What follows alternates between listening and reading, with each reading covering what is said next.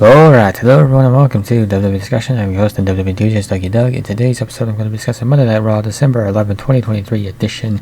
And this edition of Monday Night Raw featured CM Punk making this decision. Which brand would he sign with, Raw, NXT, or SmackDown?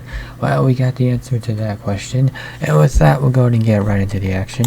Starting with the man himself, CM Punk, who made the decision to sign with Monday Night Raw.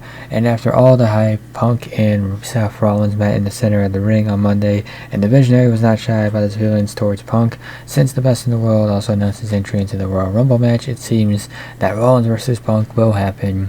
Or at least we'll have to wait until WrestleMania 40. Punk has stated his desire to main event the show of shows, and the easiest way for him to do that in 2024 would be to win the Royal Rumble and challenge the Visionary, which he pretty much said he was going to do. He said he was going to win the Royal Rumble and then challenge Seth Rollins. Now, it's likely that Punk got chosen due to his popularity. There probably were a couple other guys in contention, but you have the opportunity to have CM Punk at WrestleMania, and then just the dynamic in the story you can tell between him and Rollins. Kind of got to do that one while the iron's hot. Strike while the iron's hot with that one. Winning the Royal Rumble would add an important accolade to Punk's legacy. He accomplished a lot in this first run, but he never won the Rumble. And if he doesn't win it next month, does he ever win it? Is he the favorite to win the Men's Royal Rumble? Most likely. Cody Rhodes is there, and Cody Rhodes is another favorite, as there's got to be another guy to be considered to win, but there's no reason for him to win it back-to-back years.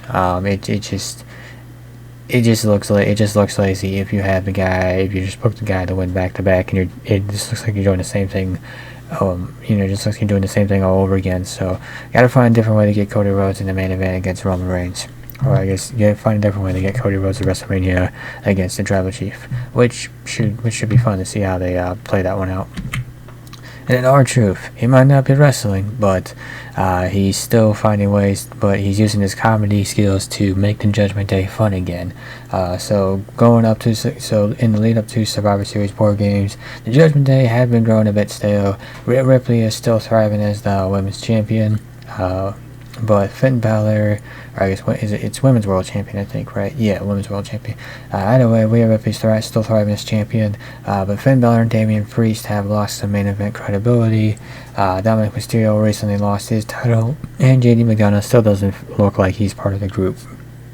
The group has also run through every major challenger put in front of them. The return of Randy Orton looked like an opportunity to set up a new opponent for the stable, but with the Viper signing to SmackDown, it was another return on Survivor Series instead that has helped change things for the Judgment Day, and that return was the one of R-Truth. The veteran has inserted himself into Judgment Day segments, pushing the group to stretch their comedic muscles. Hasn't got anyone to break character yet, but I'd imagine he'd probably get somebody to break character. It's a goofy angle for a serious group that can draw fans in. I don't know about you guys, but I'm always down for a good comedy storyline. Truth can fit in anywhere, but this looks like a good choice from WWE to connect them with Raw's top stable. There's quite a few stories you can tell with this one, and also it sets up the Creed brothers to work with Truth as well. We kind of saw that where Judgment Day tried to beat down Truth, and then Creed brothers made the save, and I think January 1st they announced that tag team title match between the Creeds and Judgment Day. I do believe is either next week or January 1st. I get it mixed up because WWE's already talking about because WWE's already announcing some things for the January 1st episode of Monday Night Raw, so that just sounds like it's going to be a significant show, but they also announced some things for next week, so kind of got the two confused. Probably should have sorted them out myself. That's on me.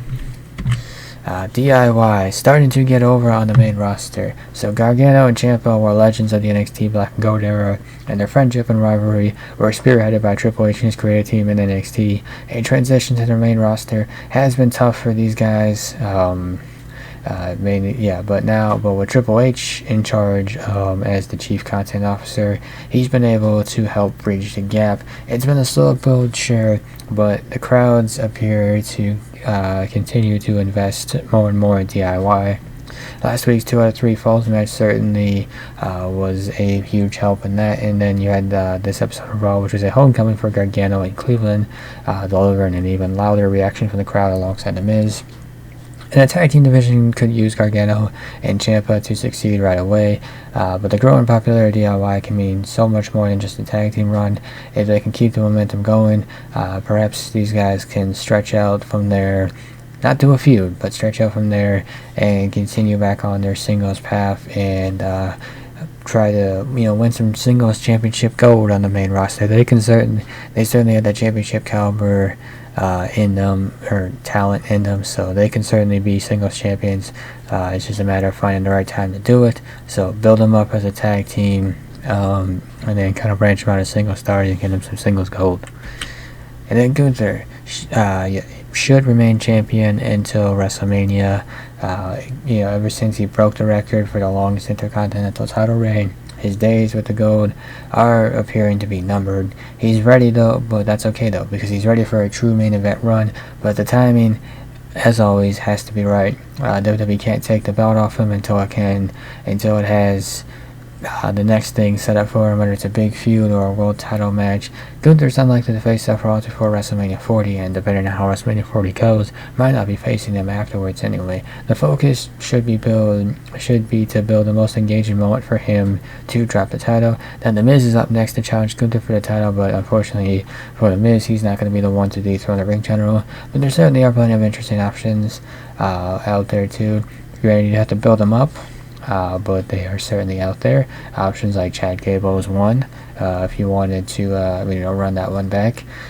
Sheamus is another option too. Granted, you'd have to kind of figure out the brand dynamic with Gunther on Raw and Sheamus on SmackDown, but those guys have talked about how much winning the IC title means to them, and Chad Gable and Gunther had quite the rivalry, along with Sheamus and Gunther did as well.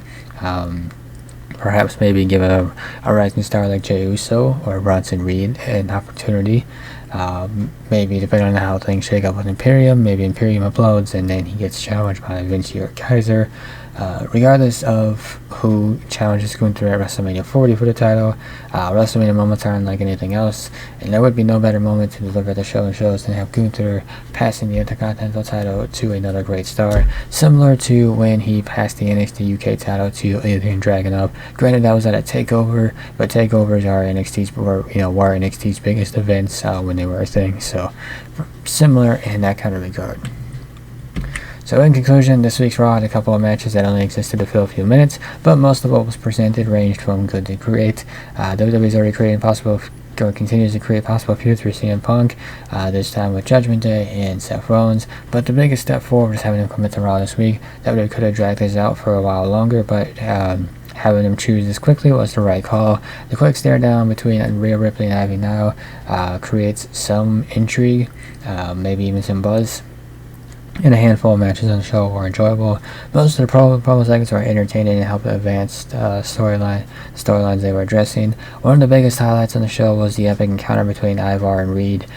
It was the Godzilla vs. Kong of WWE, and in the end, the Australian Titan would score the win. Even though there are always weak segments and matches, WWE continues to trend on the right path recently with most of its feuds. The build-up to the Royal Rumble and into WrestleMania season is going to be an interesting one, with Punk on Raw and Randy Orton on SmackDown, with Roman Reigns in the Bloodline. So see how it all plays out. It's December 12th.